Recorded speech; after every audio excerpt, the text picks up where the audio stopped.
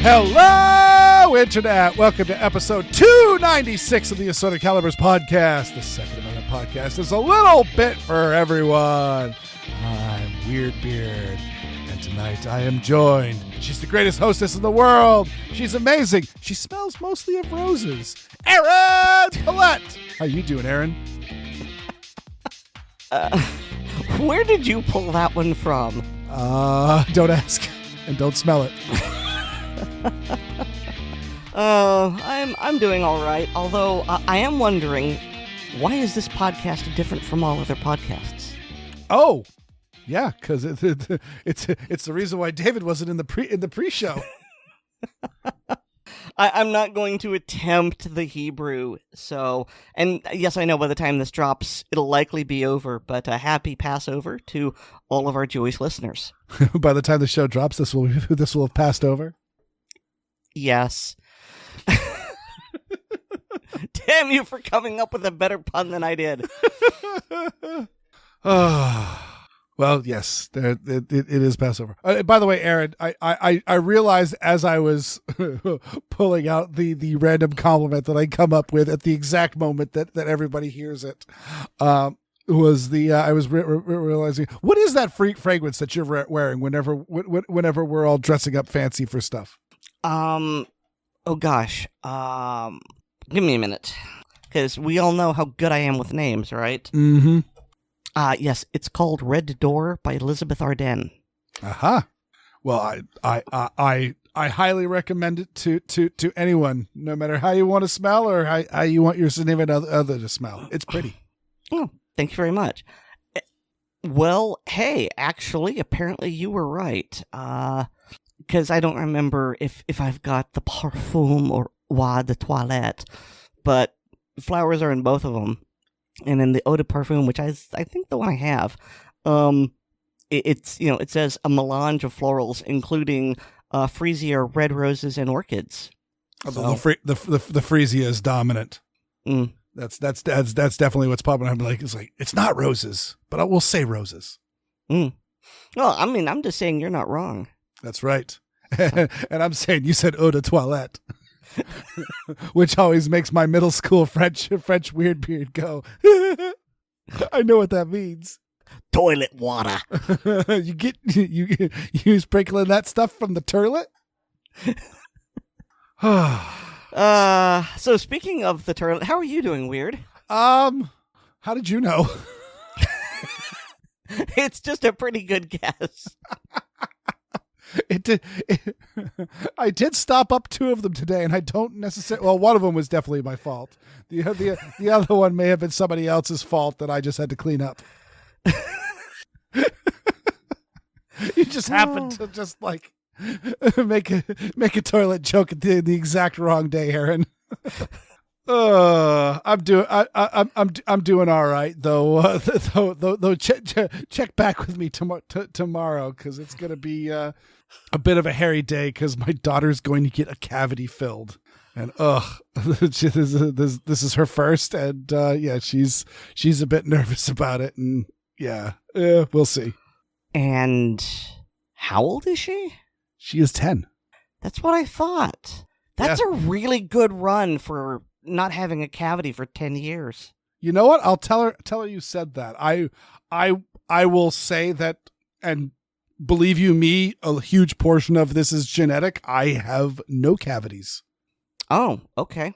Interesting enough, yeah, I mentioned that. I'm like, so if I was ever severely injured and had to be identified by my dental records, how they go? They're like, you don't have any cavities. We'd figure it out pretty quick. But I for whatever reason, I've never got them, and there's I always laughed at the fact that my roommate in college, his dad was from Holton, Maine, which is recently in the news as being like the best place to view the eclipse. but his dad was one of the town dentists, and he had like a mouthful of cavities, and it was not because he was a rebellious kid, because he was not. It was just one of those. Yeah, it was just there's a genetic component to it also. But also at the same time is one of those, definitely leading up to this is one of those like, was that all you brushed?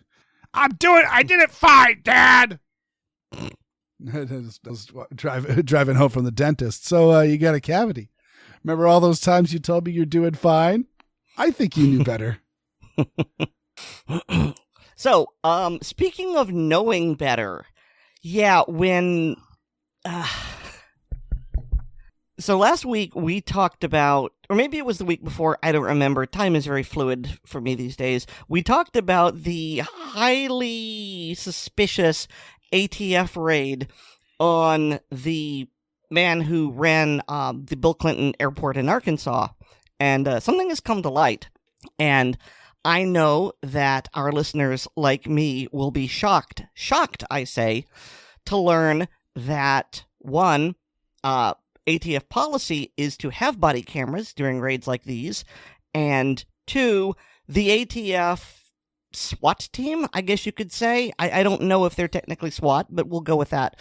I think for sure. I think it's pretty standard that most agencies have a SWAT team, and given how these guys were kitted out, they were definitely SWAT. Right. Well, anyway, well, I don't know for certain if they had body cameras and simply didn't turn them on, or they took them off.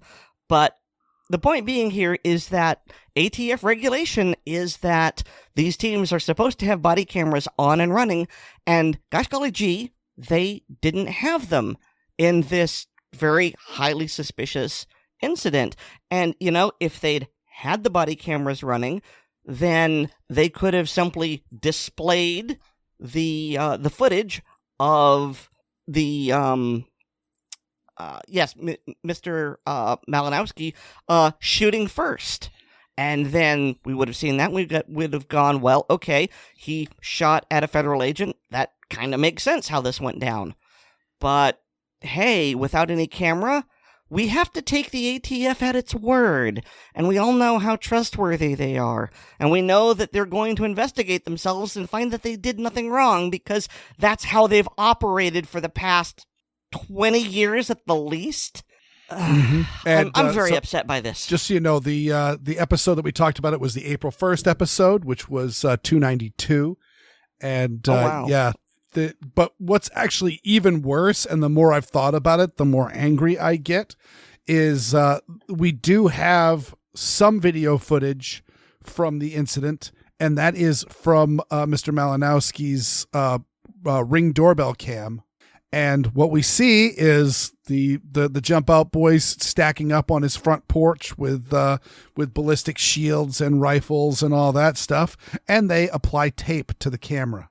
And that supplies two things. Number one, it covers up a recording of it, which again, everyone should want, you know, everyone should want body cams. I mean, body cams are protect the innocent is what they do. It if there's police impropriety, it records them, and if there's perpetrator impropriety for the, oh, you know, he used excessive force on me, well, let's go to the body cam and you can see the person kicking and punching and doing all that stuff, or see the person slamming their own head into the ground or into the police cruiser or all that to make it look like they got beat up more than they did.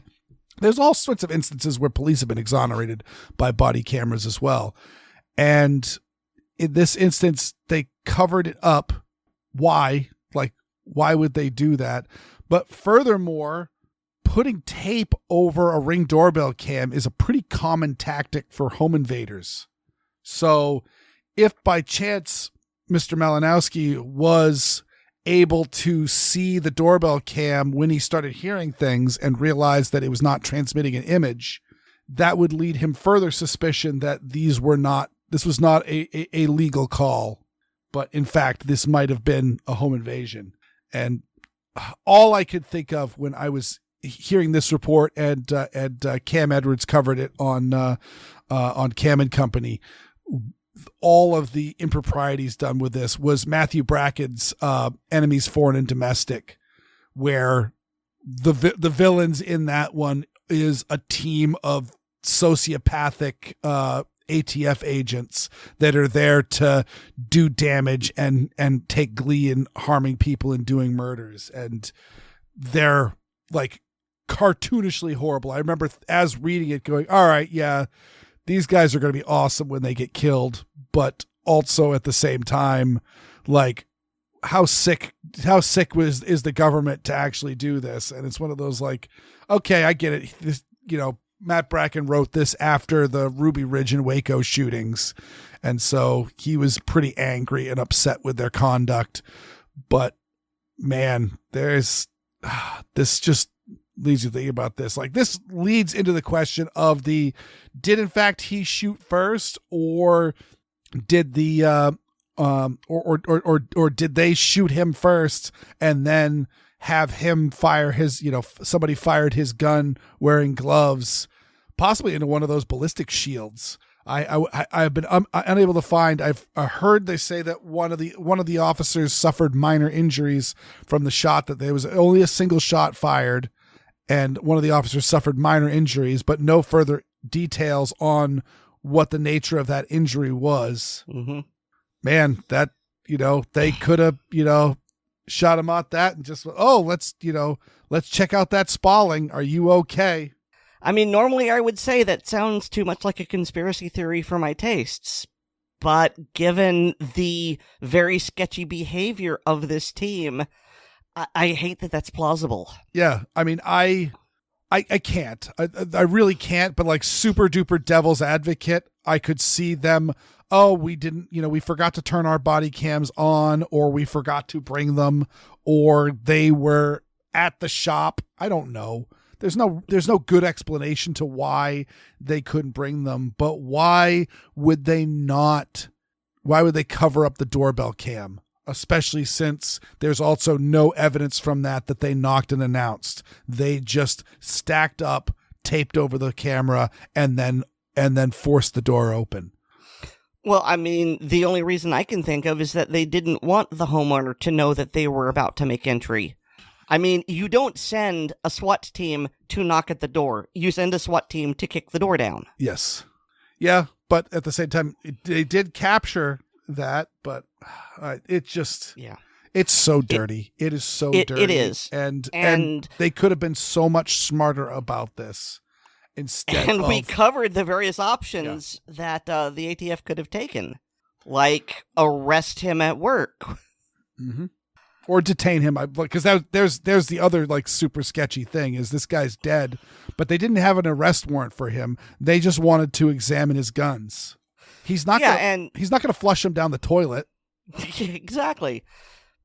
Because when you want to search someone's home, of course you're going to send a SWAT team. Yeah, that's exactly it. I mean, again, if you're worried about him doing this, you confront him at work, you wait for him to be driving home and you meet him in the driveway, pull him over on the highway on his way home.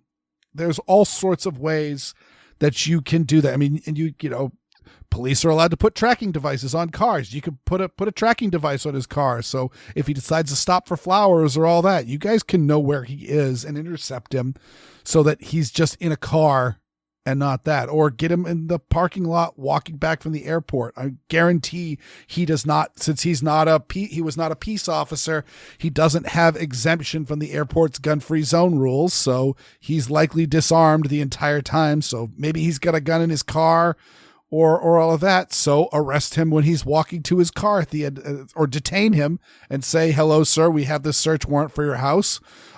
Can you please accompany us to your home where we will conduct our search?" And furthermore, they're not being dicks, because when the cops kick your door down, they don't pay for the new door unless you sue them. You have to buy a new door.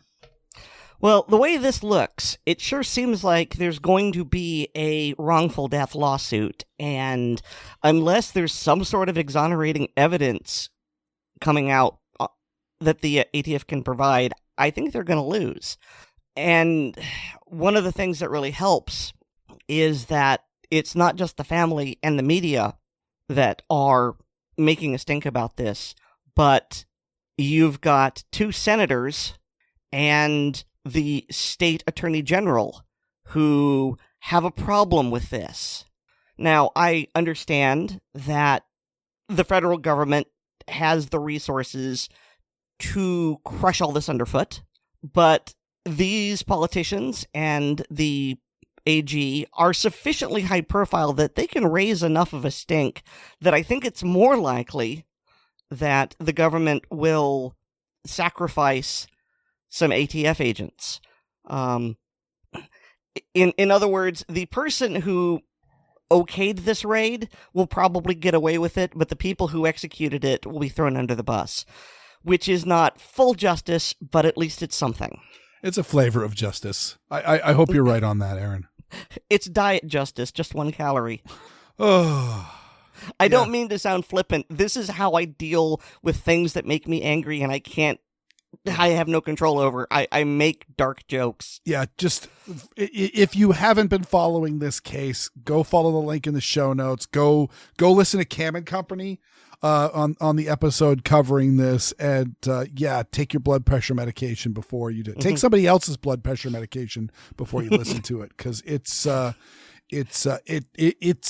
as bad as we're making it sound. Trust me, it's worse. So this next one, it's actually something that I posted the link to, but weird because, okay, you don't live in Maine anymore, but you are still a Mainer, and you're friends with someone who lives in Maine, so you can actually handle this better. What's going on with Maine and gun laws? Well, so far, it hasn't happened yet. They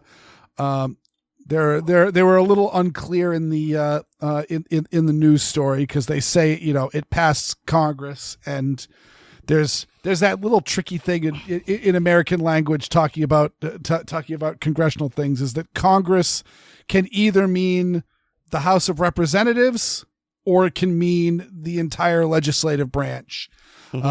But in this case, they are speaking simply about the Maine House of Representatives has passed a gun control measure, and it's going to have, it's going to make private sales illegal.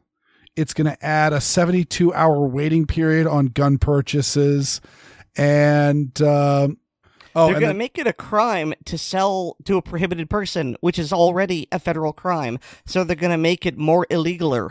Yep. I again will step back and note that when it's a state passing a law that's already a federal crime, it does give the state the ability to step in and prosecute the person for breaking the crime, breaking the law, and then let the feds decide, do they also want to join in on it? And sometimes it's one of those, they'll face both state and federal crimes for certain things. I believe that happened to the Boston Marathon bomber, and they can just decide on what's going to happen with them, or can also stack up charges. So it's not entirely worthless, but it's not as worthless as, say, the waiting period, which is just so dumb. This is all done in reaction to the shooting in Lewiston, and the shooter there had the guns for months and months before the shooting. The shooter was undergoing some serious mental health issues and had already committed some fairly serious crimes, and nobody had pressed charges yet. And furthermore, he was reported for Maine has a yellow flag law, which just means that it's initiated by law enforcement, not by a private citizen. And law enforcement had deemed it justified to initiate a yellow flag law. And they got there and they knocked on the door, and he didn't answer the door. And they decided that anything further might be a little too scary. And they never did anything further, which turned out to be a huge mistake. But the big thing that again, if you live in the great state of Maine, please contact your state senators and let them know that this is awful and it's not going to help anything. This is just window dressing. You've all heard us on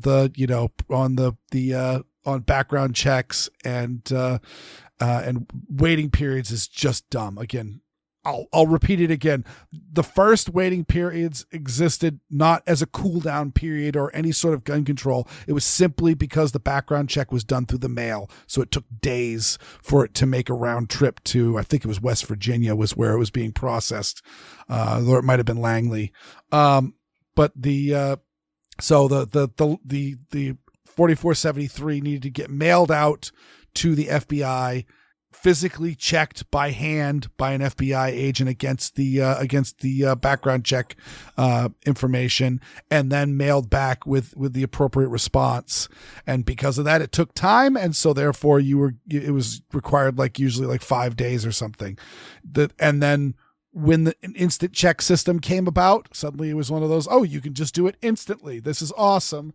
And a bunch of anti-gun states says, yeah, but we like causing a lot of problems for people buying guns, so we'll call it the cooling off period. Oh, that way you can't buy a gun angry and then go shoot someone. You'll calm down. And it's just stupid because bad people are bad all the time, and spree shooters generally plan for months.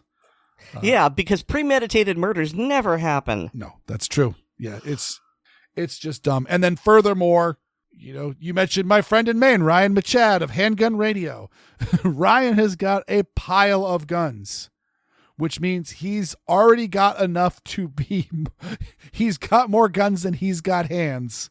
If he is buying a new gun, then the waiting period, what's the waiting period for? It's just a waiting period for that gun. It only makes sense if it's their very, very first gun.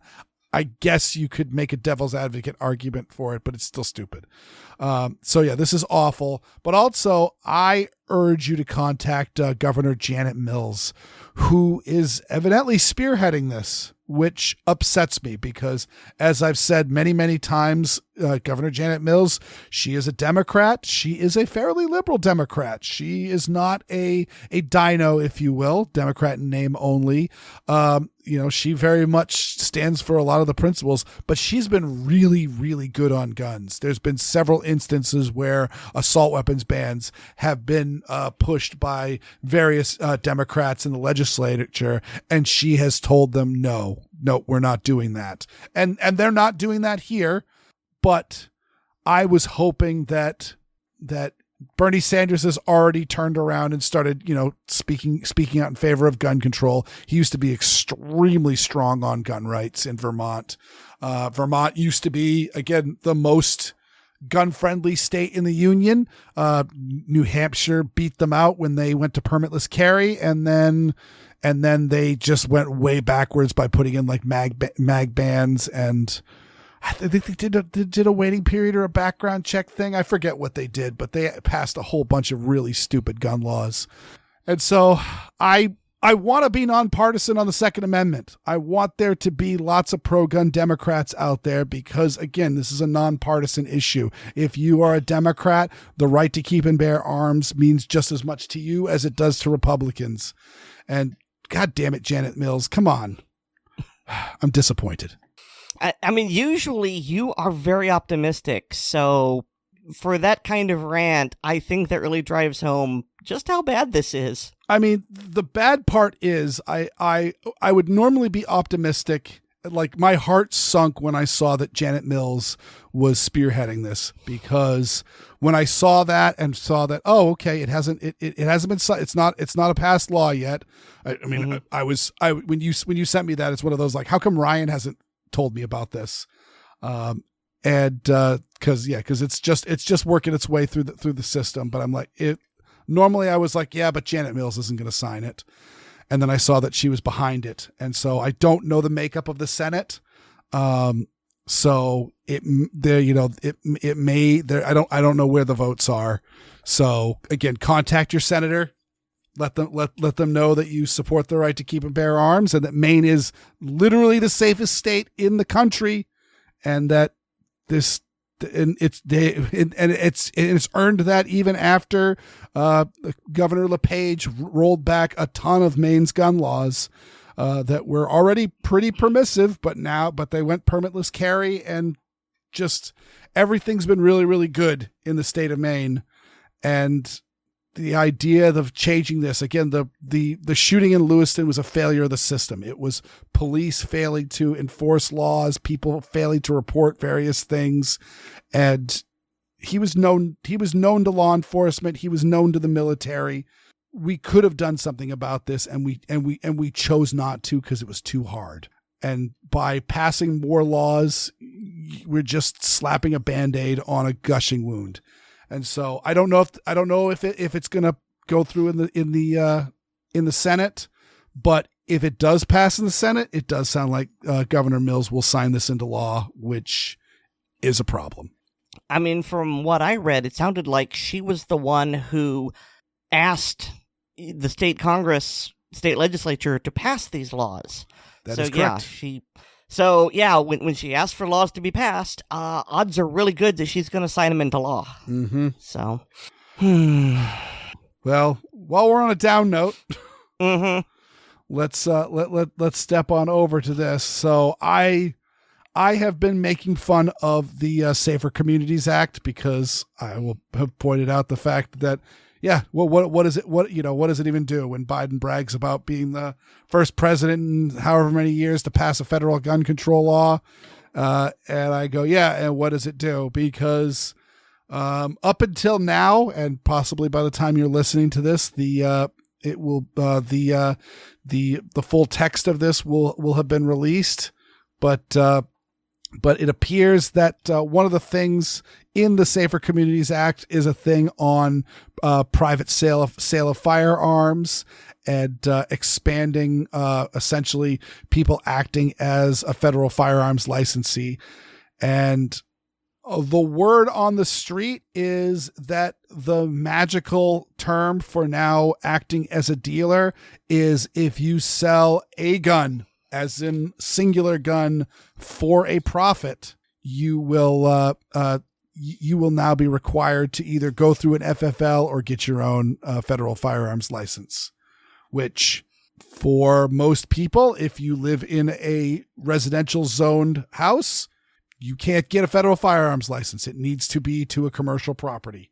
Right, because I think Bill Clinton killed that. Correct. He killed a lot of what was known as kitchen table FFLs. That's true. Yep. When the federal firearms system came out, like people were going like, oh, it's, only a few $100s a year and all that. Hey, let's, maybe two or three of us come together on one, and we'll do that, and we can order guns directly, and we can kind of sidestep a bunch of these regulations, and we can go over to the gun show and sell guns at the gun show without any problem. I mean, that's what people back in the kitchen table days, I heard people say that like gun shows used to be the place to go buy guns because you would find the person who just bought bunches of guns and kept them in a safe in their basement.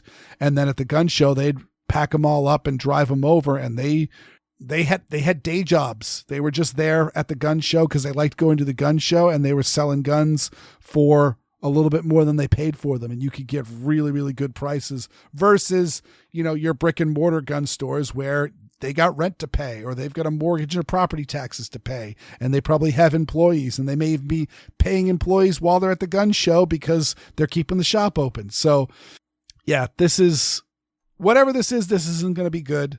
The one thing I have to say about this is that this is something for us to remember and us to rally on, especially if there is a big shift in November with who's in the White House and who's in Congress, that hopefully we can just get this law repealed, because essentially this is underhanded if it's as bad as I think, because essentially they tried to pass universal background checks, Bloomberg style, after Sandy Hook, and it didn't go over well. And even Republicans attempted to pass universal background checks where it was opening up the NICS system to people, and no longer were you required to enter make, model, serial number or all that sort of stuff. It was just all right, I am selling it to you. Do you have a clean background? What does the system say? System says clean background. Cool, I could sell you this gun. What gun is it? None of your business. And who killed it? Chuck Schumer. And who was against it? All of the anti-gun lobbying groups were all against it, because guess what? It's never about the background checks. It's not about the background checks. It's the fact that when you put guns through licensed dealers, it's a registry.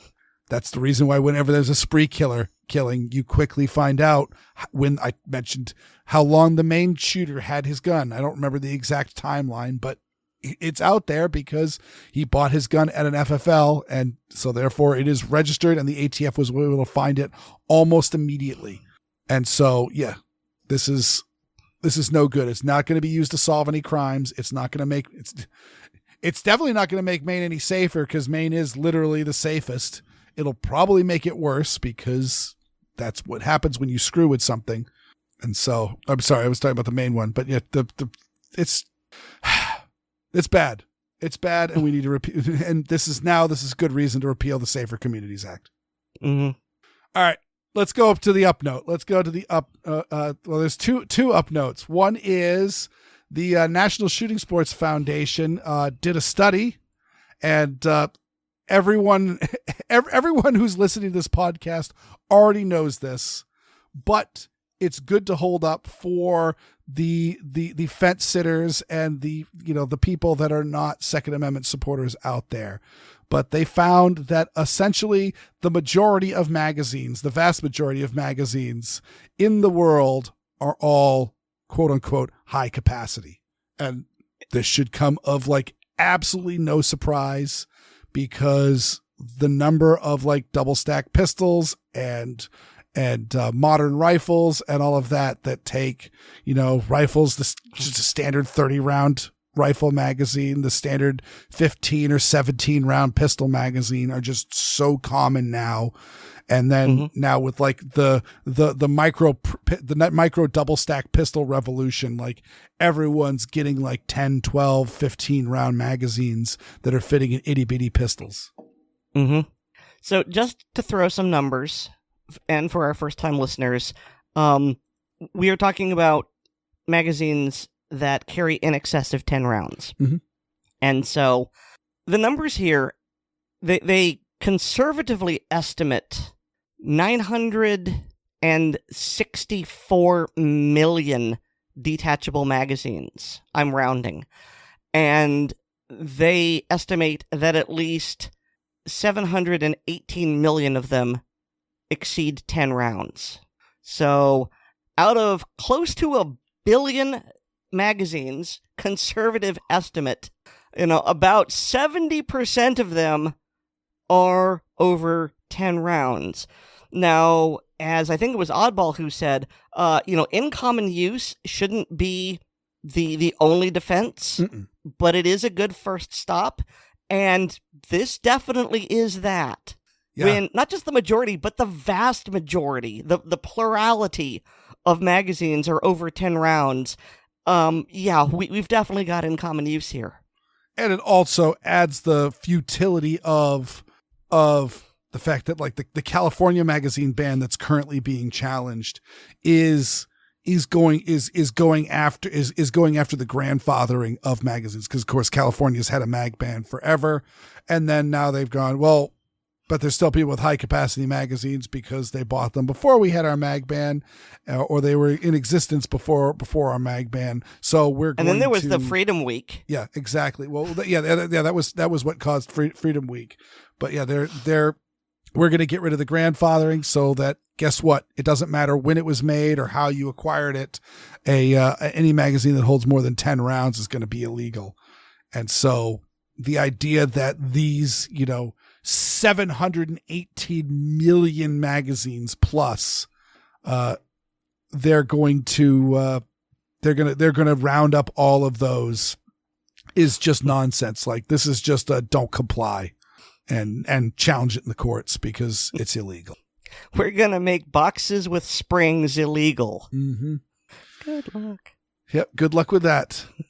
And then this last bit, this just broke today at the time of our recording, that the ATF's frames and receiver rule that essentially was trying to outlaw or require non-finished receivers to be classified as finished receivers has officially been granted cert in the Supreme Court. So it's probably going to be the next one heard.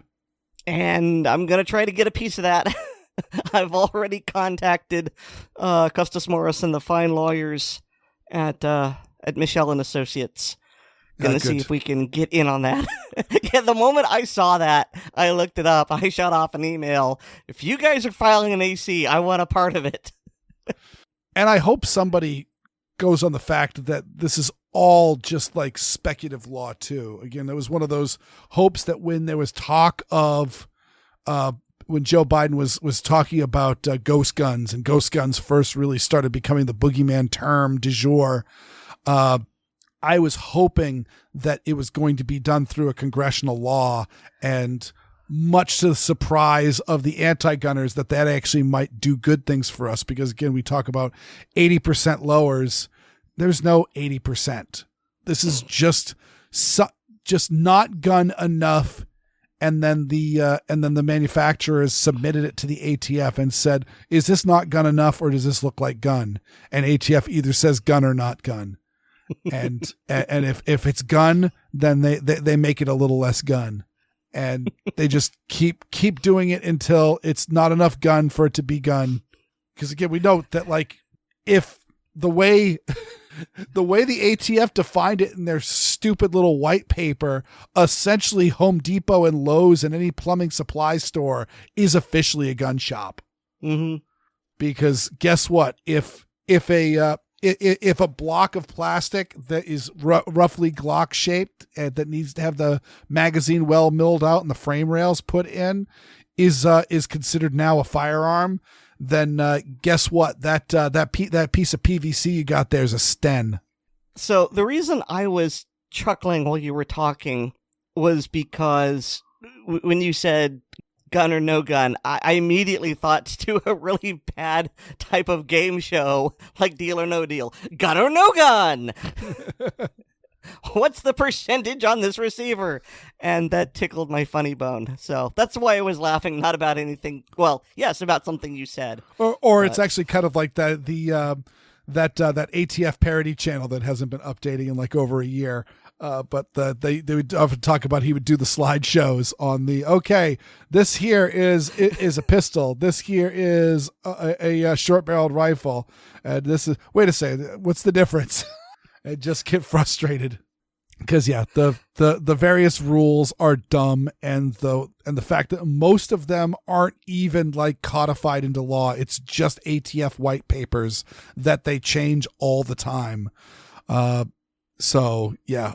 This will be interesting, especially if I get when I was talking to Costas, I was wondering, I'm like, is the Supreme Court going to get grumpy because they've been just so like dismissive of both Heller and McDonald, but also with NYSERPA, that are they just going to just get grouchy and stop playing nice and stop being gentle and gradual and just like in theory, this could say, yes, polymer 80, you guys can continue making your polymer 80s and people could continue milling them out and going through. And no, if you're a prohibited person, you're not allowed to do this. And the moment you complete that gun, yep, you're committing a crime and police can arrest you.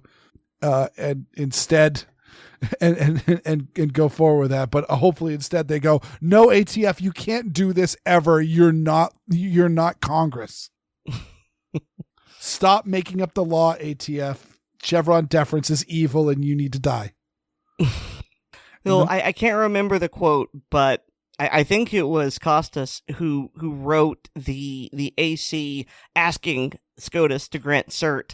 And he brought up So this one was about New York, but he brought up California. He brought up all these other things, and the line in question was something along the lines of, you've got all these different provincial courts who are defying you, and you need to stamp that out right now, because otherwise they will think that they will continue to get away with it, and it'll become legal precedent. And so it's very interesting to read an AC brief where you've got someone saying, "Hey, SCOTUS, you gonna let them talk to you like that? You gonna let them get away with it?" My Pollyanna dream is that Clarence Thomas pulls off his robe and bare-chestedly says, "Not only can you not do this, but I now sentence ATF Director Steve Beeplesneitz to push a rock up a hill for eternity." Or maybe he chains him to a cliffside and lets an eagle eat his liver. I'm just saying, the Greek gods had some pretty good sentencing guidelines. Whew. Well, you've heard of Same Crap, Different Day. This one is New Liver, Same Eagles. Oh my goodness, that is true. Thankfully, I put alcohol in mine. You put alcohol in your eagles? I mean, technically, if you do that math, the eagles are unable to fly away. So the eagles are unable to fly away, and David Hogg is unable to formulate a coherent argument. How do I know this? Because Weer'd has exhaustively fissed his debate with Spike Cohen. And when I say exhaustively, I mean there's multiple parts to this. So strap in, folks. It's going to get grim.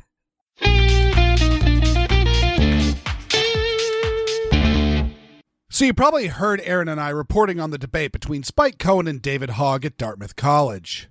Now, I will say, for starters, I was very impressed by the conduct and performance from both sides, including David Hogg, which came as quite a surprise because, to me, anti-gun people, A, don't engage with pro-gun people willingly, B, up to this point, I couldn't say anything respectful about David Hogg or his conduct as a man. C, Hogg himself had agreed to enter a debate last year, but withdrew when he found out his opponent was Colion Noir. And Spike Cohen is no slouch when it comes to Second Amendment advocacy. And I would love to see Spike and Colion debate a topic they disagree on, because I don't know who would win. So I'm still befuddled why Hogg accepted this debate. Still, the debate was one of the better ones I've ever seen, and both men were very respectful and civil. And I strongly urge you to check it out if you have the time. Link in the show notes. Further, I was impressed to find out that the audience was skewed pro-gun. Yes, this was New Hampshire, but it was also a college campus near the Vermont border, so the chances of the crowd being anti-gun overall was not unheard of. Still, while I think Spike won the debate overall, both in conduct and the fact that he was arguing from the correct side, but because he brought reams of statistics, while Hogg just expected us to take his word for it. And in this debate, Spike had to conform to the time limits of the debate format and keep the mood respectful. I am bound by none of those constraints. When Aaron and I talked about the debate in episode 295, Spike had dropped a highlight reel of the debate, and I started to watch while I typed up the blog post for the show. And some of the things David Hogg said were so shocking, I was concerned that Spike had edited them deceptively. So I had to watch the whole debate, and it was worse. So I recorded these audio clips. So these aren't the best points David Hogg made, nor are they the ones he said incorrectly. These are just some of the comments that shocked me that he would even consider saying them on a debate stage. And this debate was over 90 minutes, so there are more than a few. Enough that I'm going to split this into two fisks. So part one, let's get going. In my case in Parkland, that looks like addressing the fact that the shooter at my high school had repeatedly, he was a 19-year-old, that had repeatedly, I'm just checking the time, that had repeatedly threatened to shoot up my high school. He was reported to local law enforcement, he was reported to the FBI, and had had the police called on him over a dozen times before the shooting. Despite all of that, he was still able to legally obtain an AR-15. So this is a mistake I would have never made. I understand and respect how the Parkland shooting was the key event to David Hogg entering the world of gun control activism. In no small part that Parkland was the event that Bloomberg chose to launch Mom Demands Action 2.0, which was March for Our Lives. I believe both were organized well before the shooting and implemented the moment the news dropped by the Everytown staff. Still, Parkland is one of those examples of everything going wrong in the system. The shooter was not only arrested dozens of times, but it was for domestic violence, which is one of those crimes that can make you a prohibited person, even with a misdemeanor conviction. But no charges were filed. Further, the shooter's family and even the shooter himself informed law enforcement, including the FBI, who David Hogg's own father is a retired officer, that he intended to shoot up a school. And the police and FBI took no action. Even worse, when the shooting happened, police did not confront the shooter as was protocol, but exercised horrible cowardice and stayed outside where it was safe, likely leading to many students and staff dying from treatable wounds. Parkland was a prime example of the system failing and how gun control laws are generally poorly enforced. So the amount of time Hogg focuses on this event just proves he's on the wrong side of the issue. And as a result, he shot 34 of my classmates and killed 17 of my classmates and teachers. And the body count was so high because the police didn't do their jobs. One must remember that while the area is still considered an active shooting, EMS cannot enter. And because the police did not enter, the killer was actually able to leave with the other students and was only apprehended at one of the evacuation areas across the street. While the killer was leaving the school, there were likely people dying of treatable wounds. But because the building wasn't properly cleared, that life-saving medicine was delayed. We saw this in Columbine, though I don't fault the police here because they didn't understand this kind of attack back in 1999. Virginia Tech, Pulse Nightclub, and Uvalde all likely had additional deaths due to the delay of EMS entering the crime scene. Attacks where the police or bystanders quickly confront the attacker generally result in considerably less of a body count. And this has zero to do with the weapons the attacker uses. And I don't see that why there is any need why somebody who repeatedly threatens to shoot up a high school should be able to legally continue to own or even have an AR-15 in the first place. I don't believe that's an affront to anybody's civil liberties. I believe it's actually protection of all of ours to our right, to things like domestic tranquility, as are also talked about. If only there was a law that said that violent felons couldn't legally own or use guns. Oh wait, that's the Gun Control Act of 1968. Anti-gun activists generally don't collect facts and statistics the way pro-gun activists do. Still, if we're going to be a national stage activist for either side, it might be a good idea to know and maintain a functional knowledge of some of the heavy-hitting laws that the U.S. has. Namely, the National Firearms Act of 1934, the Gun Control Act of 1968, the Brady Bill of 1993, and the Federal Assault Weapons Ban of 1994.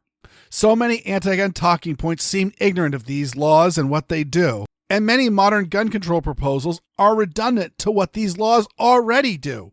If we had the most historically accurate, one of my final papers I wrote in college was on, what would the most accurate interpretation today of the Second Amendment look like, putting aside as much as possible, obviously, my own biases, trying to look at what do the constitutional scholars say.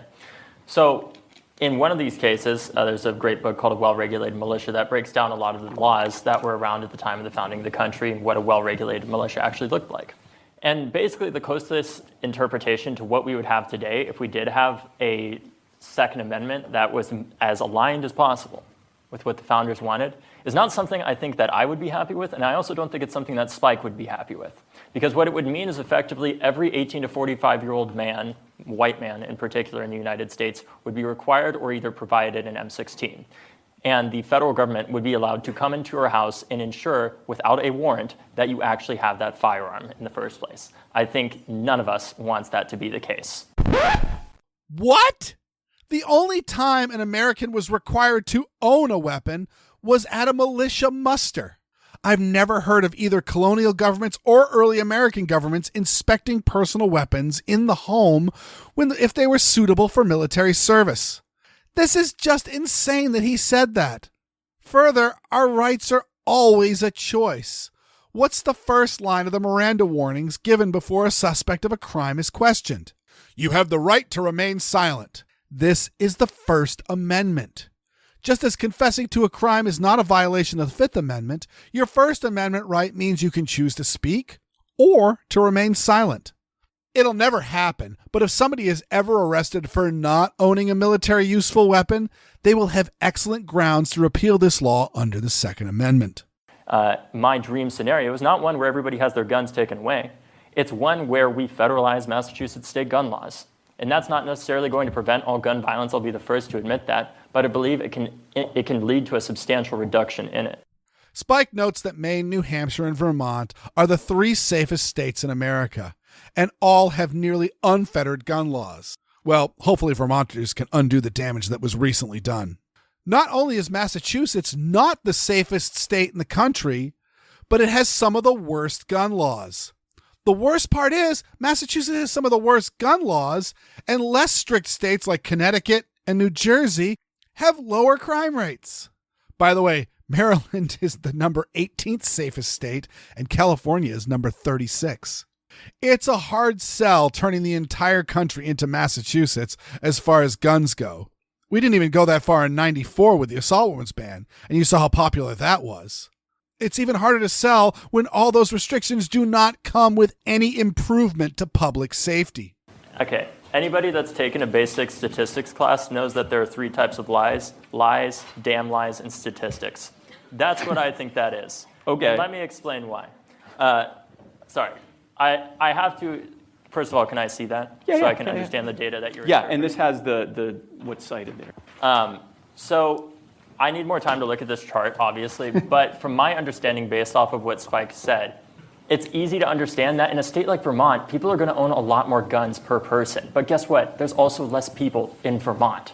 You know where there's a lot of people? Massachusetts. It's an urban state, and it still has an incredibly low gun death rate. Right, so that's per capita. So that, sorry. This is the definition of hubris. Hogg arrogantly quotes Mark Twain's take on people manipulating statistics to create the illusion of support of their agenda, and then clearly shows he's never taken a statistics class in his life, or he forgot the most basic statistical tool. Spike points out the numbers Hogg is challenging are per capita, which is the statistical tool used to compare groups of dissimilar numbers. I assume you all know how per capita works, but why doesn't David Hogg? It is possible both to have a First Amendment and also not have people yelling, screaming that there's a fire in a crowded theater. With all rights, there are limitations to them. There is no right that is completely unlimited, including the Second Amendment. What I'm advocating for here is simple limitations on this. That is not saying that nobody in this country can have guns or anything like that. What I'm advocating for is a higher standard of ownership in this country. I've covered this fallacy many times before. You don't have the right to shout fire in a crowded movie theater when there's no fire because that could cause great harm. You can shout it if there is a fire because that can save lives. The Second Amendment parallel to this is not the crap that Hogg and Bloomberg are pushing, but the fact that you can't threaten, assault, or murder people with guns and claim that because the injury was done with a weapon, you are protected under the Second Amendment. Anti-gun people don't talk about this because everybody agrees with this limitation of the right. Unlike in Vermont, people actually live less than a mile from each other in Massachusetts. And guess what? If you live that far from somebody, you're a lot less likely to get in a fight with them and potentially harm them than you are in a place like Boston, for example. I wonder how often David Hogg has been to rural America.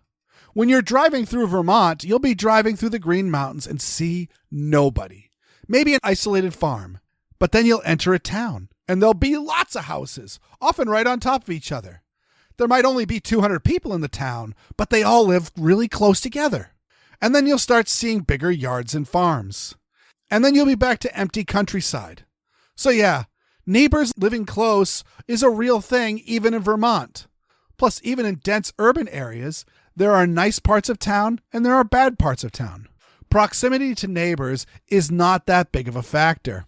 What those neighbors are doing is, you'll notice that the areas with the most gangs are areas with the most violence. Oh, and gang members generally can't legally own guns. So again, no new laws are needed. I think just anecdotally, the fact of the matter is, I don't know how many of you have studied abroad or been overseas in some of these more developed countries. I don't know about you, but I feel a certain sense of relief when I am over there because I know that gun violence is far less likely in general. It is something that we intuitively know is just the case. Gun deaths, there's a reason why school shootings are not happening every day in the UK or in Australia or in any of these other high-income countries, and it's not because they have more guns than we do. It's not because they have police officers in their schools. Well, school shootings, at least like Parkland, aren't happening every day here either. Yeah, there are enough schools in the U.S. that maybe some poor punk pops off a gun in school, or maybe there's a drive-by near a school. Or in the case of a certain school shooting in Maine, a person took their life in a parking lot of a school in the middle of the night, and that was counted as a school shooting by Michael Bloomberg. If this is the metric Hogg wants to use, well, then anytime a student illegally brings a knife into school in Europe, that should count too. Yeah. But also, your feelings aren't facts. I remember pointing out to coworkers that I felt uneasy at work given that it was an explicitly gun-free zone, and that there had been many instances where that was the motivational factor for a spree killer. My coworkers didn't think that way. I'll let you decide who's right, but either way, our feelings sure didn't agree. First of all, I just need to address the fact that this source, this source, this source, and this source, if I turned them in, I would have gotten an F in college because they're all from Wikipedia. Says the man who slept through statistics class. Check out the show notes. They aren't all Wikipedia sources, but there are a few in there because it's a great format. Also, Wikipedia, like the Weer'd Audio Fisks, cite their sources. So it's a good place to locate original sources as well. This is a tactic I've seen in increasing frequency with millennials when they attempt to debate. Attack the source, not the citation. It doesn't matter if Fox News or CNN are interviewing the foremost expert on a subject. Since those sources have known biases, you can simply reject anything presented without even looking. By the way, at the end of the debate, one of the people who asked a question was a Wikipedia moderator and put David Hogg straight about how information is managed there. There's all these people that say all the time, David, gun laws just don't work because criminals don't obey gun laws. But there's so much nuance that talking point leaves out. The shooter at my high school was a 19-year-old, and he was a criminal, but he was not a criminal mastermind. He was a 19-year-old that was able to legally go out and obtain an AR-15 with a high-capacity magazine and murder my classmates. He did not have connections to the cartel or the black market. Again, the police knew he was a bad guy and didn't enforce the laws. Pass all the laws you want. If they don't enforce them, they might as well not exist. The fact of the matter is, gun technology has vastly improved since that era. Semi-automatic rifles make up, like the AR-15, they make up 25% of all gun sales in this country at this point. The AR-15 was patented in 1959, and Colt first sold them to civilians in 1964. And semi-automatic firearms have existed since the late 19th century. Why do people think that the AR-15 didn't exist before the 1990s? Those guns are not made necessarily to defend yourself. They were originally developed from a variant of the M16 that was originally developed as part of a competition. I could go into the whole history of it, but it was made effectively for the U.S. military. And those weapons are made for the jungles of Vietnam. Nope. AR-15 came first, and it was really a general-purpose rifle, not just for Vietnam, where the M16 was first fielded. Further, the M16 is a full auto weapon and restricted by the NFA. The AR-15 is a semi-auto rifle and is perfectly suitable for personal protection, especially in home defense.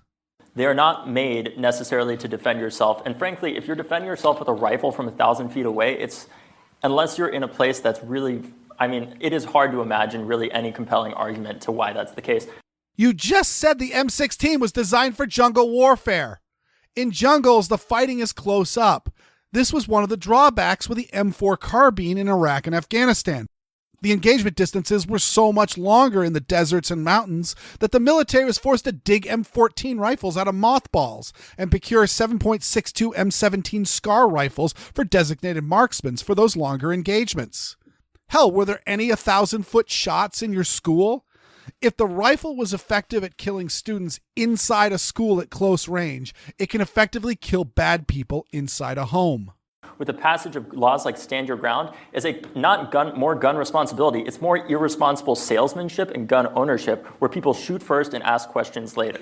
This is the kind of crap that led to the death of Congresswoman Lucy McBath's son. Anti-gun people constantly say stand your ground laws allow shoot first and ask questions later, or license to murder. Yet when the people who bought that crap went ahead and murdered people, they went to prison. It's all a lie. The reality is a lot of what he's bringing up is going to have one common theme. It's selling more guns. Because that is what we've done. We've created a society and a system of incentives for these gun manufacturers where they are protected from liability because they're one of the pretty much there are three industries in the United States that cannot be held civilly liable. They are the MLB, nuclear energy companies, and the firearms industry. Oddly, the best gun sales come when anti-gun groups pass or threaten to pass gun laws. Still, the Protection of Lawful and Commerce in Arms Act doesn't give special protection to gun companies. It instead forbids them from being treated any differently than any other consumer product. Spike mentions the Waukesha Parade massacre and that the families didn't sue Ford, though a Ford Escape was the murder weapon there.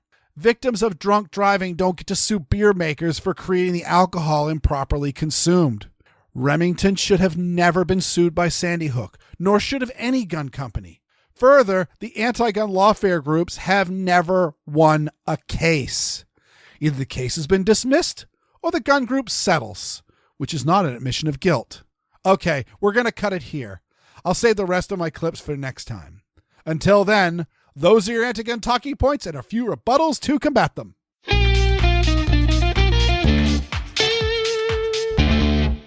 I gotta say, again, this was like such a good debate. Like if you've got the time, it's like almost 2 hours, but if you've got the time, like I have generally not seen, I've never really watched any like debate team competitions where those guys probably did a really, really good job at it, but also at the same time, it's debate team. Like I got really excited about debate team when I found out that was a thing. Oh, I get to argue for fun. I'm from Maine. I told that story once. A fisherman in Plymouth, Mass. one time said, guys from Maine, they're really hard workers and they're really good out to sea. But boy, they'll argue just for something to do. And I said, we do not. And then I noted, well, that was a bit ironic, wasn't it? But so you weren't doing that deliberately? No. I literally started arguing with him and then immediately pulled the handbrake going, oh, that was a mistake. So I do have a question, and I looked this up, and Google wasn't help because Hogg listed 3 industries. He listed nuclear power, he listed gun manufacturers, and he listed something which sounded like MLB, and all I could find was Major League Baseball. What is he talking about? I think that it was hard to understand. I believe he was saying though that the pharmaceutical industry, because I know that was one thing that was talked a lot about with the COVID vaccines, is that if that was part of like, Operation Lightspeed is mm-hmm. Look, don't worry about it. If there are some adverse side effects, we'll shelter you from lawsuits because it's important for us to get this vaccine out now. See, that's what I thought based upon what I remembered in context, but I couldn't find anything with those initials. Now, B sounds like P, sounds like D, sounds like G. It's hard to tell, but it sounded like he said MLB, and I couldn't find anything. So. Yeah, I didn't dig into it because it was crap. Yeah. I mean, it's I could dig all of it up, but it's just not true because the bottom line is that it's the lawsuits that he was talking about are for literally, protecting against accidents and problems and all of that, like actual mm-hmm. like liability. And this is not about liability. This is mm-hmm. about people misusing products. And mm-hmm. yeah, you don't, see people. I had an amusing thought there's like whole threads on various groups of x-rays of people's bodies with various items that had gotten stuck in their bodies. I'll let you do the math, but I slipped and fell and sat on it. Exactly. I was changing a light bulb in my bathroom and I happened to be in the nude and I slipped and fell on the light bulb and now I need help getting it out. Out of where? Redacted. But people don't sue the General Electric for making a light bulb that fits into an orifice but then doesn't come back out. Because you're not supposed to use it that way. You're supposed to screw it into a light fixture and use it to light your room. And so the idea that people are murdering people with a firearm and murdering people is a crime and it's not prescribed use for the firearm. They also talked a little bit about the tobacco lawsuits, but it's one of those the whole tobacco lawsuits was about the tobacco companies were saying, no, smoking's not that bad for you. And they knew for a fact that it was that bad for you. So they were telling people, use this, it's safe. Camel, the choice of doctors. And it just wasn't true. So that was, people were using it as it was prescribed, and it was making them sick and hurting them. And there was no warnings of that sickness. And that was where those lawsuits come through. No, you're not supposed to shoot people with these guns. You're supposed to follow the rules and all that. And suing someone because somebody broke the rules we don't do that for anything. We don't do that for cars with car accidents. We don't do that for alcohol, for drunk driving or spousal abuse or any of those things. It's not something we do. And yet we do it against firearms, and that's why we have PLACA. PLACA just simply says, no, these guys aren't any different. Well, if there's a listener who knows what he said and what it means, please leave a comment, because I want to know. Yeah, absolutely. All right. So this was something that you were asking Oddball about, is like the plot from a hacker movie, a massive backdoor was discovered in most computer-controlled devices, and this could compromise everything. Oddball tells us the full story and why we really don't need to panic.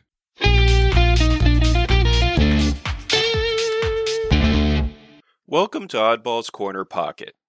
Recently, both Weer'd and Aaron noticed articles talking about a computer security vulnerability called the XZ Backdoor. Being the resident IT guy, they asked me to explain what the heck's going on. So let's get into it. Before we get into the actual vulnerability, let's step back a little bit. The vulnerability was discovered on an operating system called Linux. While this system isn't very popular on desktops or laptops, it runs roughly 96% of the servers on the internet, including Amazon's AWS cloud computing services, is extremely popular for, quote, big iron that runs databases, crunches numbers for engineers, runs many industrial machinery, is pretty much the standard for smaller devices like GPS units, and is even what runs under the hood of your Android phone. Heck, a lot of arcade cabinets run it. Interestingly, Linux isn't produced by a single company. It's actually created and maintained by a large community. There are companies like Oracle and IBM that do put a lot of resources into the development of Linux and the software that runs on it, but there's also a large percentage of it that was created and is maintained by individuals that largely do so on a voluntary basis.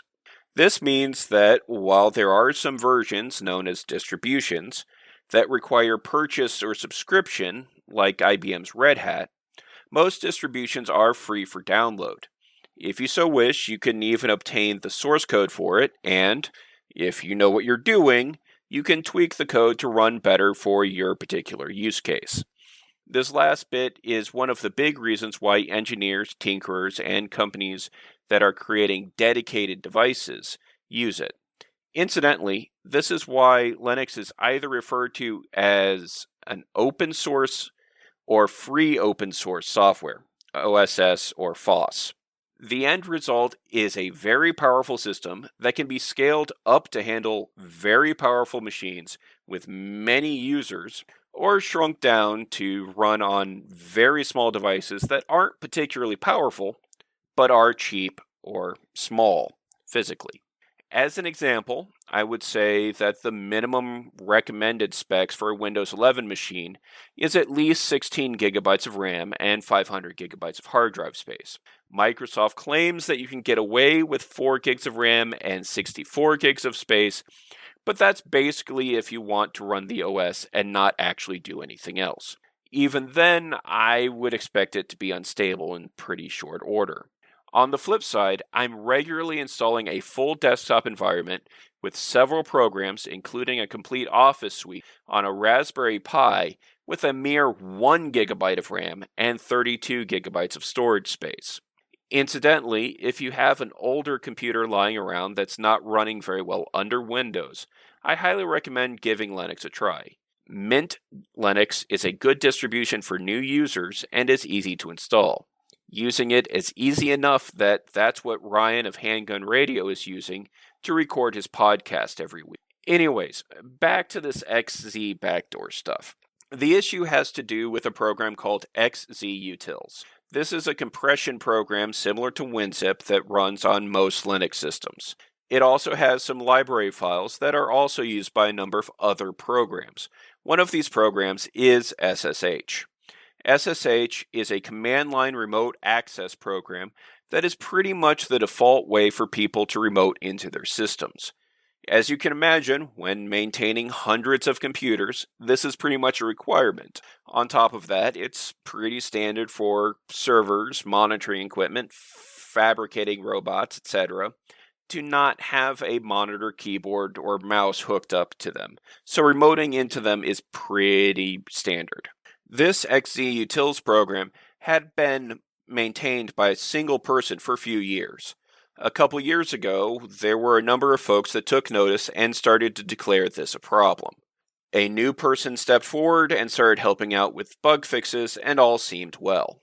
Fast forward a couple years, and this new guy, going by the name of Jia Tan, has pretty much proven themselves to be trusted, and the old maintainer promoted them to have the capability to directly upload patches. Jia decided to embed something in that shared library that would inject a backdoor into SSH.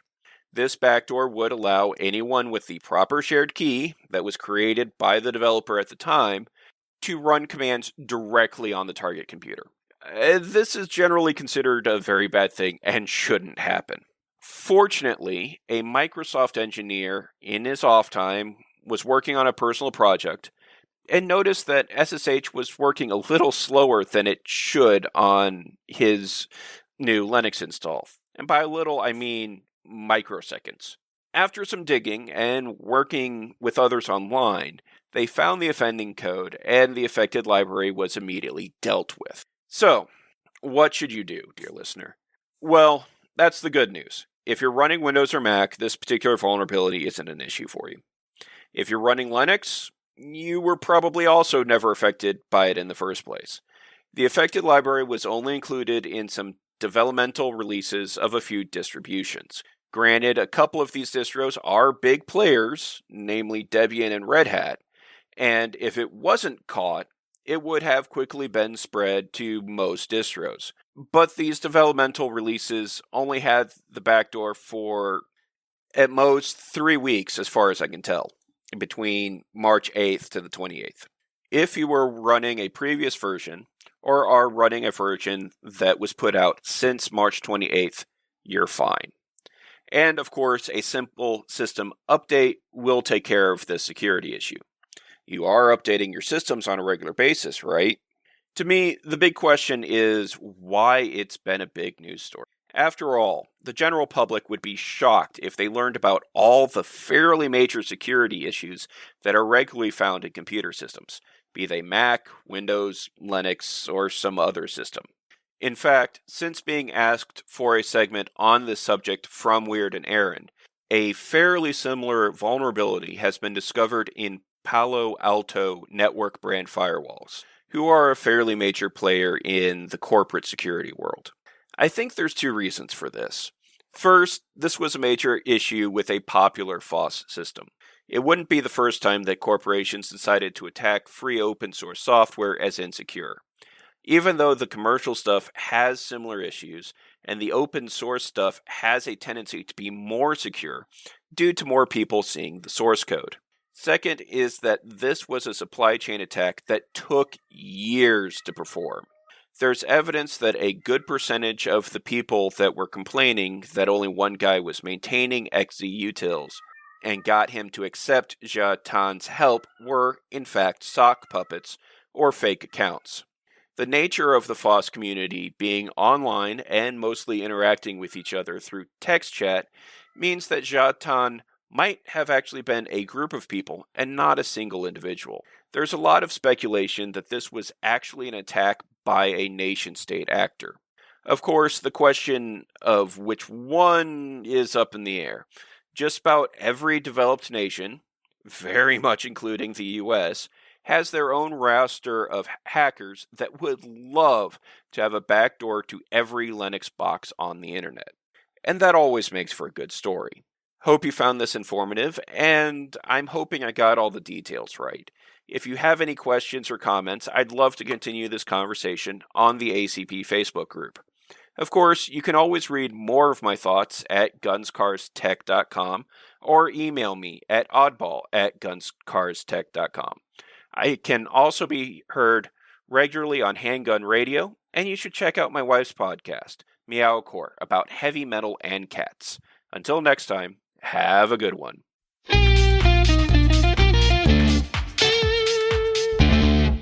So, for those who don't listen to the ACP blooper reels, when Oddball mentioned Ryan uses a Mint Linux box to record Handgun Radio, he said this because Ryan is not very tech savvy and frequently finds himself into a technology bind and is calling for Oddball for help. But overall, the system actually works really, really well for him. So he's not good with technology, but instead of using the two operating systems that most people use, either Apple or Windows, he uses Linux. Yeah, he has an old Apple laptop that he was a little pressed for funds, and Oddball was just like, I can make you something really cheap. And it's set up essentially just to run like Discord and a few other things. So he likes the plug and play interface because he's literally like your grandma. Okay. Here, grandma, you push this button and then you can type the things with the keyboard. Don't touch anything else. And you'll be fine. I think I'm the one who said to Ryan, "You are the youngest old person that I know." Yeah. He is officially the youngest boomer. This is, even though this story is a little bit more like the Y2K story than The Net. That was a good movie. Hack the Planet. Hack the Planet. Hack the Planet. And but since the recording of this, Oddball actually was talking to me about this just before we started recording. He says that there is some chatter that this backdoor may have been installed by the Chinese government, but so far there's nothing concrete. But we'll see. If there's more stuff, Oddball, give us a follow-up. So I can't find the actual number, but when Oddball was talking about, you've got this guy who noticed things were running slow, it was a really small amount. This is the kind of delay that you and I would not notice. This is only the sort of delay that a completely devoted nerd geek dork would really care about. You know, it's, hey, my system is running 1% slower. Why is that? Something to that degree. And it's only because he was annoyed that things weren't working fine that he went digging. So there's something to be said for obsessive nerds. Yes, and I suspect that Microsoft, especially since I don't know how long they've owned Red Hat. I think that's a relatively recent acquisition. So yeah, the fact that like this is like a relatively new acquisition and diversifying Microsoft into the operating system world, so that they have Windows, but they also have Red Hat. I hope that that's going to shine well, and this guy got himself a nice promotion and a handsome bonus. I mean, it'd be nice. It would be. So, pivoting from one obsessive nerd to another, David talks about the American rifle, the AR, but AR doesn't stand for American rifle. It stands for Armalite.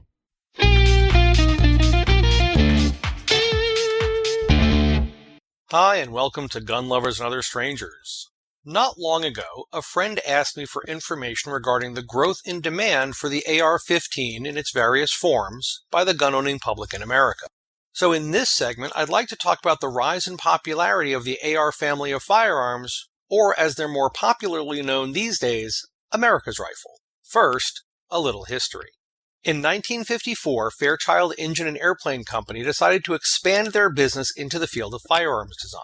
They organized as the Armalite division of Fairchild and hired a retired Marine named Eugene Stoner as their chief designer.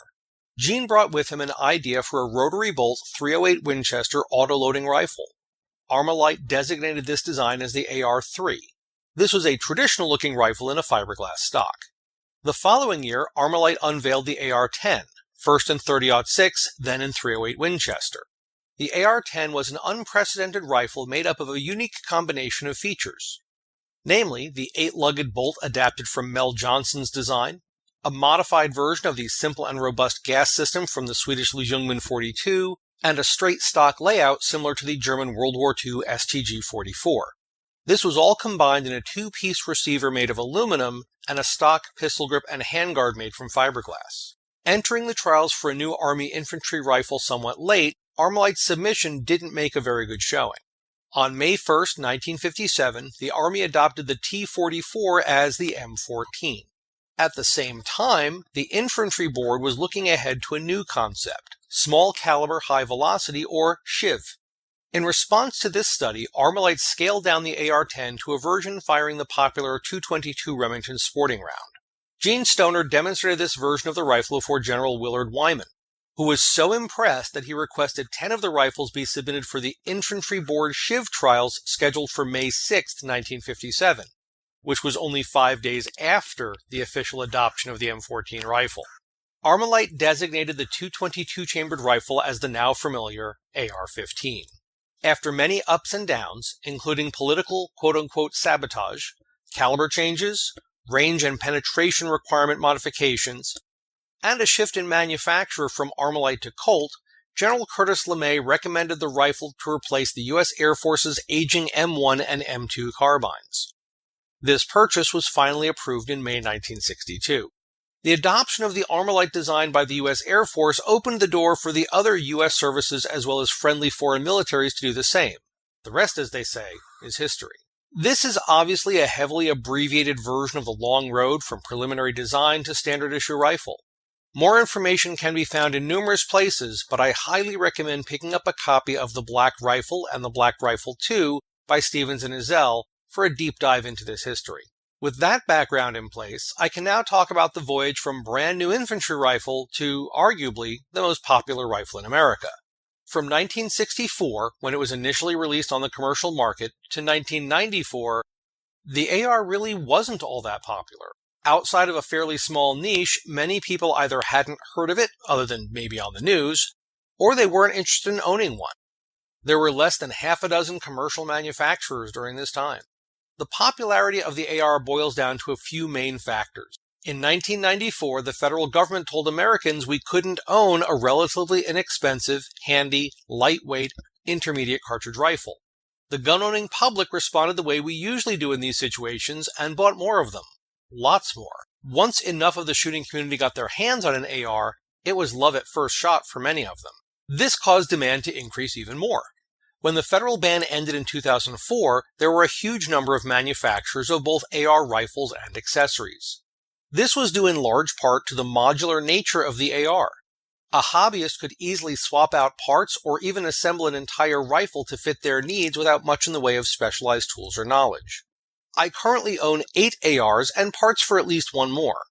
However, I've never bought a complete rifle. All of them were assembled from parts, usually in only a few hours.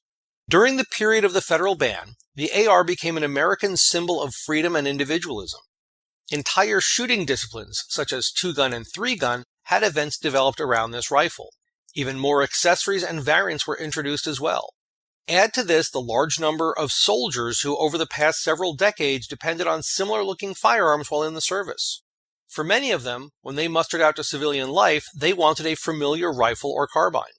The popularity of the AR is still riding these waves and shows no sign of slowing down. ARs can be found in pistol, carbine, and rifle configurations, and chambered in everything from .22 long rifle to bolt-action uppers and .50 Browning machine gun. Thousands of components and accessories are available from retailers like Brownells and Midway USA. It's no wonder the AR is considered America's rifle in the gun sphere. intellectually, we know that, yes, the AR-15 dates to the Vietnam War, but I think a lot of people don't really think about just how old that is in terms of the technology that we have in our daily lives today. That about wraps up this segment. If you have any questions for me or suggestions for future segments or a comment on a past segment, please post them on the Assorted Calibers Podcast Facebook or MeWe pages, and Aaron or Weird will make sure I see them. I'm also a contributor on the Blue Collar Prepping blog, which can be found at bluecollarprepping.blogspot.com. Finally, I'm a published author, and books with my stories can be found on Amazon under the names Brenna Bach and David Bach. That's all for now. Thanks for listening. I'm David, and this is Gun Lovers and Other Strangers.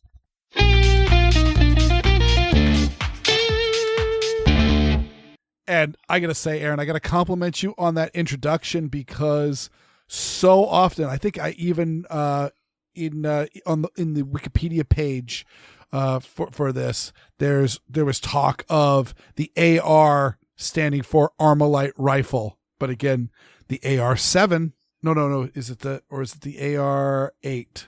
Whatever. Eugene Stoner designed an aluminum framed shotgun that was an AR number. I think it might have been the AR-8. Well, the AR-7 is the James Bond survival rifle. It's the AR-17. Well, that's why I couldn't find it. I was in the single digits. Yep, I thought it came out before, but it came out after the AR-15. Oh, bad gun nerd. Yep, 50 lashes with the wet noodle. Yeah, and it was a semi-auto shotgun that only held 2 shots. It didn't even have a magazine. It essentially just had like a raceway that you drop a shell on before you chambered one.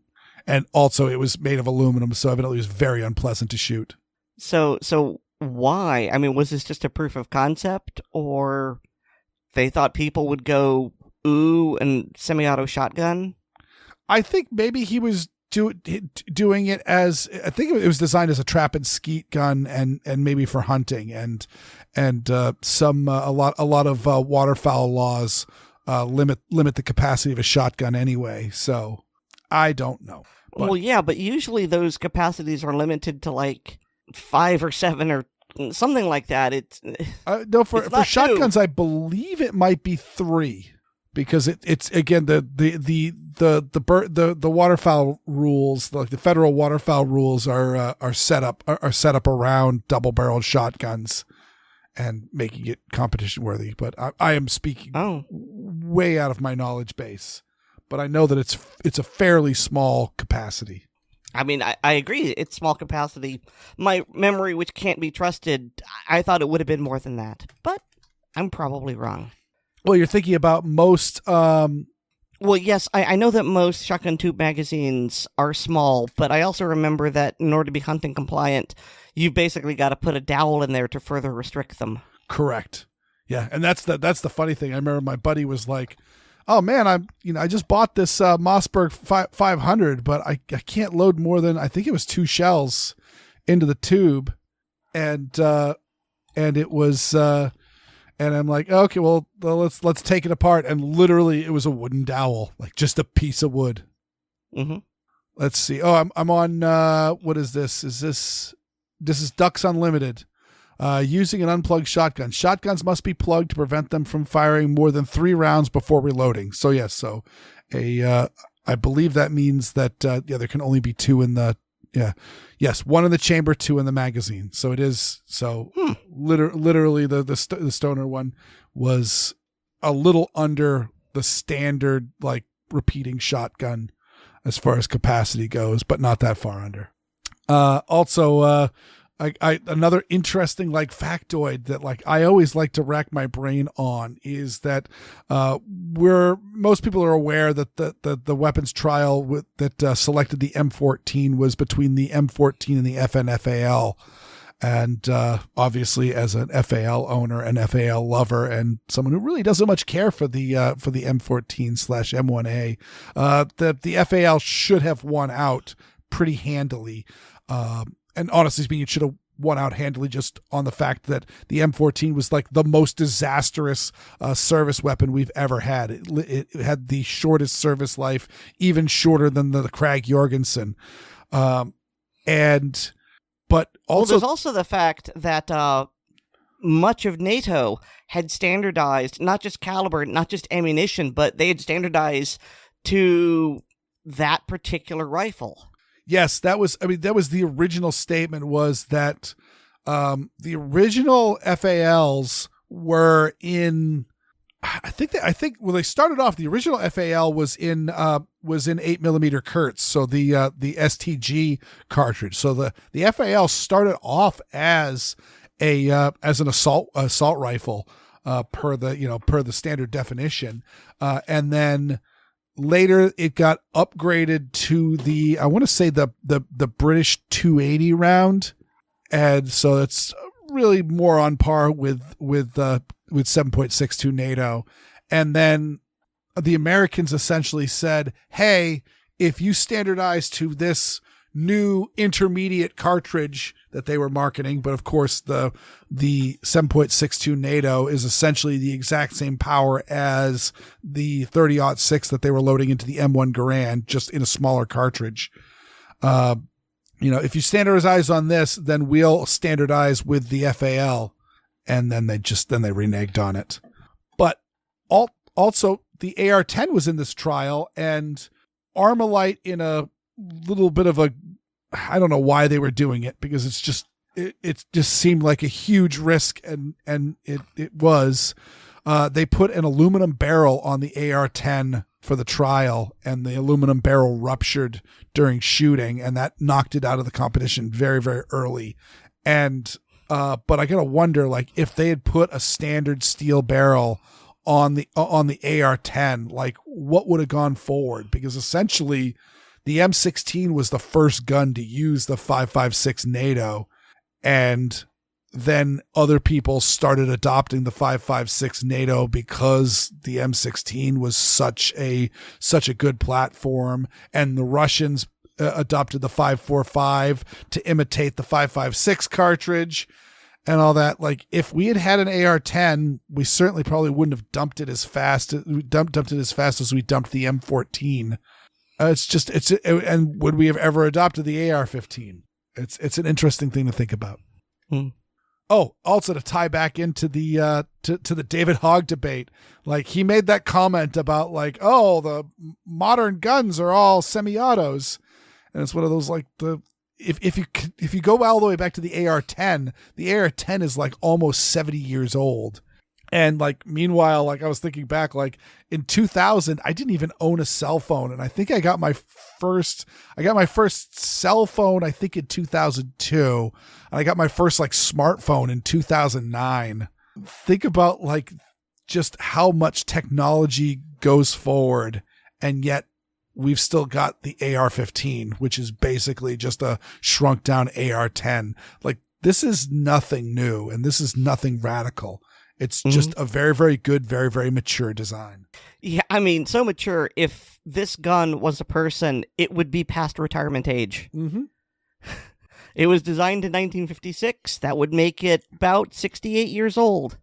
Mm-hmm. And it's still very, very recognizable from the very, very early ones. Like it doesn't even get that radical when you've got, like, oh, we'll take out the shell deflector and the fence around the magazine release and the forward assist, and put that little, the big striking one is that little goofy trigger style charging handle up on the top, which I think looks really, really cool, but I've heard are kind of a pain in the butt to work with. Yeah, I've never used one, but it does look awkward. Just the way your hand is. I mean, either you have to turn the rifle or you're hooking it with your pinky. That seems unnatural. Mm-hmm. Or, and you get it at Brownells, but also I've heard that it also gets very, very hot. But yes, I do agree. It looks neat, very distinctive. But it's also a good thing they got rid of it, because one of the things that makes the AR-15 such a great platform is the fact that they're able to make it like flat top. The AK, because of that dust cover, is an absolute pain in the butt to mount an optic on.